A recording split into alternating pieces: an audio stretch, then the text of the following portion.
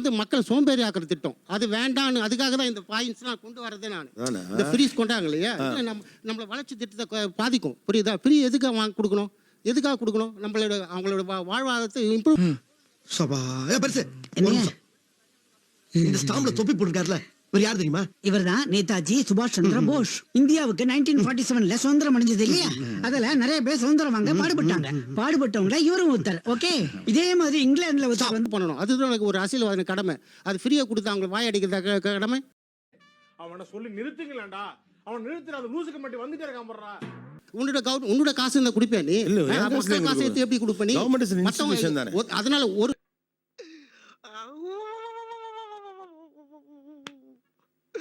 இன்னைக்கு என்னெல்லாம் பண்ண போறாரோ நீ 4 பேருக்கு பணத்தினால மத்தவங்களோட பாதிக்குது இல்ல மத்தவங்கள பாதிக்கல என்ன பாதிக்குது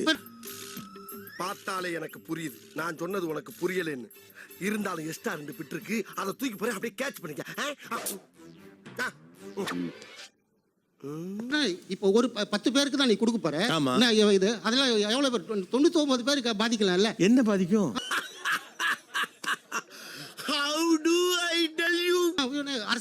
இது அரசியல் திட்டங்கள் பாதிக்குது இல்ல அவனுக்கு வேலை வாய்ப்பு பாதிக்குது இல்ல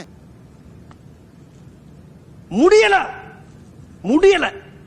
இப்போ இவங்க ஃபோக்கஸ் பண்ணுற எல்லாமே பார்த்தீங்கன்னா இங்கே என்ன வெல் எஸ்டாப்ளிஷ்டாக இருக்கோ இங்கே எப்படி வளர்றதுக்கான எதெல்லாம் உதவி பண்ணிச்சோ அது எல்லாமே இவங்க ஃபோக்கஸ் பண்ணி அட்டாக் பண்ணுவாங்க எக்ஸாம்பிள் ரிசர்வேஷன் ஒன்று அதாவது எதெல்லாம் சாதாரண மனிதர்களுடைய வளர்ச்சிக்கு உதவுகிறதோ அதை அட்டாக் பண்ணுறாங்க அதை வச்சு தான் மோசம் சொல்ல முடியும் ஏன்னா அதுதான் இங்கே உள்ளவங்க ஃபாலோ பண்ணி கொண்டு வந்திருக்காங்க ஸ்டேட் இந்த லேயருக்கு ஸோ அப்போ அதை ஃபோக்கஸ் பண்ணி ஹிட் பண்ணுறது ஆனால் இதே தான் வந்து அடுத்த ஸ்டேட்டில் இருக்குது ஆனால் அங்கே அதை மோசம் சொல்ல மாட்டாங்க ஏன் அதுக்கு அவனுக்கு அந்த வாழ்வாதாரத்தை ஏற்படுத்தி கொடுக்கலன்னு தான் என்னோட கேள்வி அவனுக்கு இலவசத்தை கொடுக்கறதுக்கு அவனுக்கு வாய்ப்பு ஏற்படுத்தி கொடு அவனுக்கு பர்ச்சேசிங் பவர் ஏற்படுத்தி கொடு அதுதான் நான் கேட்கிறேன் அது புரிஞ்சிக்காம கேட்டேன் என்ன யார் சாமி இவன் எங்க இருந்து வந்திருக்கான்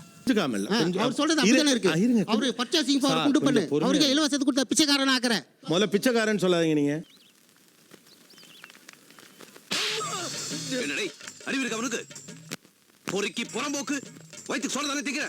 நீங்க என்ன வேலை பாக்குறீங்க நான் ரிட்டையர்ட் சார் ரயில்வேல டீட்டெயில் ரயில்வேல உங்க சம்பளம் எவ்வளவு எனக்கு 1.25 லட்சம் ரூபாய் உங்களுக்கு என்னென்ன கொடுத்தாங்க பென்ஷன் உண்டா பென்ஷன் உண்டு நீங்க ட்ரெயின்ல போறதுக்கு உங்களுக்கு ட்ரெயின் ஃப்ரீயா ட்ரெயின் ஃப்ரீ ஏன் 1.5 லட்சம் ரூபாய் சம்பளமும் கொடுத்து ஒரு டிக்கெட் வாங்கிட்டு போக உங்களுக்கு வழி இல்லாமலா இருந்தீங்க இல்ல சார் பாஸ் வந்து 3 அது இது பிரிவிலேஜ் சார் எம்ப்ளாயி கொடுக்குற பிரிவிலேஜ் இது ஏன் பிரிவிலேஜ் சார் நீங்க என்ன பிச்சை போடுறீங்களா ஏன் பிரிவிலேஜ் கொடுக்குறாங்க இது ஏன் பிரிவிலேஜ் சொல்ல முடியும் சார் இவன் என்ன பண்ண சார் செருப்பு கழட்டி அடிக்கிறீங்க இது ஏன் பிரிவிலேஜ் நான் என்ன கேக்குறேன் 1.5 லட்சம் ரூபாய் சம்பாதிக்கிற ஒருத்தருக்கு ட்ரெயின் டிக்கெட் ஃப்ரீ வீடு அவைலபிளா இருந்தா ஃப்ரீ